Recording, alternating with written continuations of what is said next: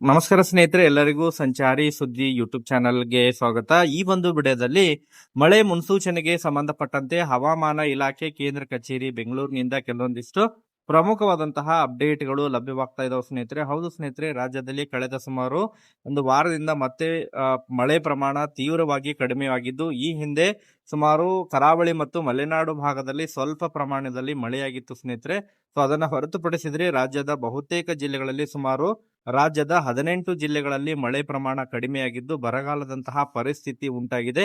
ಇದರ ಹಿನ್ನೆಲೆಯಲ್ಲಿ ಮತ್ತೆ ಈಗಾಗಲೇ ಹವಾಮಾನ ಇಲಾಖೆ ಕೇಂದ್ರ ಕಚೇರಿ ವತಿಯಿಂದ ಮಳೆ ಮುನ್ಸೂಚನೆಗೆ ಸಂಬಂಧಪಟ್ಟಂತೆ ಕೆಲವೊಂದಿಷ್ಟು ಅಪ್ಡೇಟ್ಗಳು ಲಭ್ಯವಾಗ್ತಾ ಇದಾವೆ ಸ್ನೇಹಿತರೆ. ಹೌದು ಸ್ನೇಹಿತರೆ, ಈಗಾಗಲೇ ಹವಾಮಾನ ವೈಪರೀತ್ಯಗಳ ಕಾರಣದಿಂದಾಗಿ ಜುಲೈ ತಿಂಗಳು ಅಂತ್ಯದ ಒಳಗಾಗಿ ಮಳೆ ಆಗುವಂತಹ ಕೆಲವೊಂದಿಷ್ಟು ನಿರೀಕ್ಷೆಗಳಿದ್ದು, ಯಾವ ಯಾವ ಜಿಲ್ಲೆಗಳಿಗೆ ಮಳೆಯಾಗುವಂತಹ ನಿರೀಕ್ಷೆ ಇದೆ ಅದರ ಬಗ್ಗೆ ಕಂಪ್ಲೀಟ್ ಆದಂತಹ ಇನ್ಫಾರ್ಮೇಶನ್ ಅನ್ನ ತಮಗೆ ಈ ಒಂದು ವಿಡಿಯೋದ ಮೂಲಕ ಮಾಹಿತಿಯನ್ನ ತಿಳಿಸ್ತಾ ಹೋಗ್ತೀನಿ.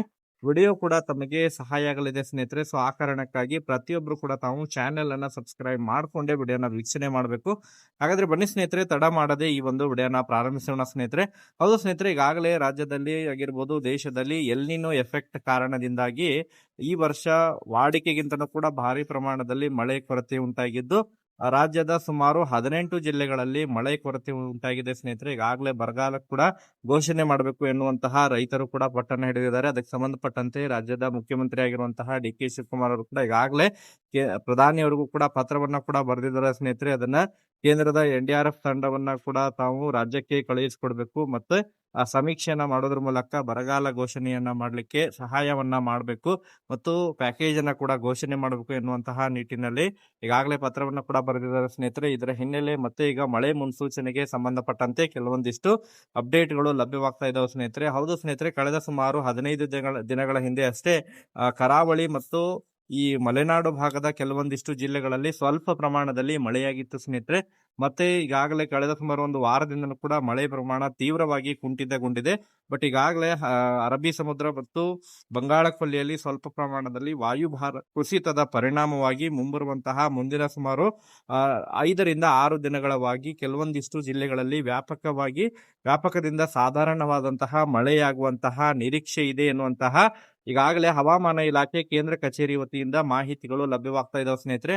ಹೌದು ಸ್ನೇಹಿತರೆ, ಇದೇ ಜುಲೈ 20ನೇ ತಾರೀಕಿನ ನಂತರ 20ನಿಂದ ಹಿಡ್ಕೊಂಡು ಜುಲೈ 23 ಅಥವಾ 24ನೇ ತಾರೀಕಿನ ಒಳಗಾಗಿ ಕರಾವಳಿ ಭಾಗದ ಕೆಲವೊಂದಿಷ್ಟು ಜಿಲ್ಲೆಗಳಾಗಿರ್ಬೋದು ಮತ್ತು ಮಲೆನಾಡು ಭಾಗದ ಜಿಲ್ಲೆಗಳು ಹಾಗೂ ಉತ್ತರ ಒಳನಾಡಿನ ಕೆಲವೊಂದಿಷ್ಟು ಜಿಲ್ಲೆಗಳಲ್ಲಿ ಹಾಗೂ ದಕ್ಷಿಣ ಒಳನಾಡಿನ ಕೆಲವೊಂದಿಷ್ಟು ಜಿಲ್ಲೆಗಳಲ್ಲಿ ಹಗುರದಿಂದ ಸಾಧಾರಣ ಮಳೆಯಾಗುವಂತಹ ನಿರೀಕ್ಷೆ ಇದೆ ಎನ್ನುವಂತಹ ಮೂಲಗಳಿಂದ ಮಾಹಿತಿಗಳು ಲಭ್ಯವಾಗ್ತಾ ಇದಾವೆ ಸ್ನೇಹಿತರೆ. ಸೊ ಒಟ್ಟಾರೆಯಾಗಿ ಮಳೆ ಮುನ್ಸೂಚನೆಗೆ ಸಂಬಂಧಪಟ್ಟಂತೆ ಹವಾಮಾನ ಇಲಾಖೆ ಕೇಂದ್ರ ಕಚೇರಿ ವತಿಯಿಂದ ಲಭ್ಯವಿರುವಂತಹ ಮಾಹಿತಿಯಾಗಿದೆ ಸ್ನೇಹಿತರೆ. ಇದೇ ಜುಲೈ 20ನೇ ತಾರೀಕಿನಿಂದ ಹಿಡ್ಕೊಂಡು ಜುಲೈ 25 ಅಥವಾ 24ನೇ ತಾರೀಕಿನವರೆಗಾಗಿ ಕರಾವಳಿ ಭಾಗದ ಕೆಲವೊಂದಿಷ್ಟು ಜಿಲ್ಲೆಗಳಾಗಿರ್ಬೋದು, ಅದರ ಜೊತೆಗೆ ಮಲೆನಾಡು ಭಾಗದ ಕೆಲವೊಂದಿಷ್ಟು ಜಿಲ್ಲೆಗಳು ಹಾಗೂ ಉತ್ತರ ಒಳನಾಡಿನ ಜಿಲ್ಲೆಗಳು ಮತ್ತು ದಕ್ಷಿಣ ಒಳನಾಡಿನ ಕೆಲವೊಂದಿಷ್ಟು ಜಿಲ್ಲೆಗಳಲ್ಲಿ ಹಗುರದಿಂದ ಸಾಧಾರಣವಾಗಿ ಮಳೆಯಾಗುವಂತಹ ಕೆಲವೊಂದಿಷ್ಟು ಮುನ್ಸೂಚನೆಗಳು ಈಗಾಗಲೇ ಲಭ್ಯವಾಗ್ತಾ ಇದ್ದು, ಒಟ್ಟಾರೆಯಾಗಿ ಮತ್ತೆ ನಿರಂತರವಾಗಿ ಮಳೆ ಮುನ್ಸೂಚನೆಗೆ ಸಂಬಂಧಪಟ್ಟಂತೆ ಏನೆಲ್ಲ ಅಪ್ಡೇಟ್ಗಳು ಲಭ್ಯವಾಗ್ತಾ ಇರ್ತವೆ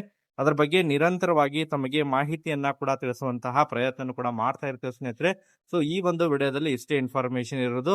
ಸೊ ಅದಕ್ಕೆ ಸಂಬಂಧಪಟ್ಟಂತೆ ಮತ್ತೇನಾದ್ರು ಅಪ್ಡೇಟ್ಗಳು ಲಭ್ಯವಾದ್ರೆ ಮುಂದಿನ ಒಂದು ವಿಡಿಯೋದಲ್ಲಿ ಇನ್ಫಾರ್ಮೇಶನ್ ತಿಳಿಸ್ಕೊಡ್ತೀನಿ. Okay, thank you for watching this video.